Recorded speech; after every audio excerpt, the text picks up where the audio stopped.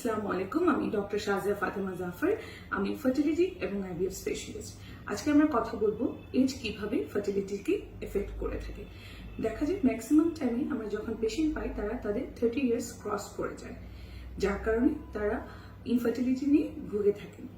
তার অন্যতম কারণ হলো একটা মেয়ে যখন জন্মগ্রহণ করে তার ওভারিজে টোটাল নাম্বার অফ এগস থাকে 1 to 2 মিলিয়ন, যা এভরি মান্থে অলমোস্ট 11,000 করে কমতে থাকে।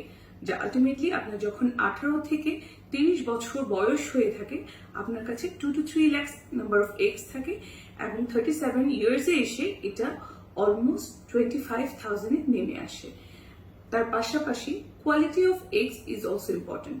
তার মানে হলো আপনার যখন এজটা বাড়তে থাকে আপনার ক্রোমোজোমাল অ্যাবনর্মালিটি অথবা জেনেটিক ডিসঅর্ডারটা বেড়ে যায়, যার কারণে miscarriage, number of recurrent failure এগুলো বেড়ে যায়, যার কারণে আপনি যদি অন্যতম চিকিৎসা নিয়েও থাকেন এটার ফেলিয়ার রেটটা অনেক বেশি হয়ে থাকে।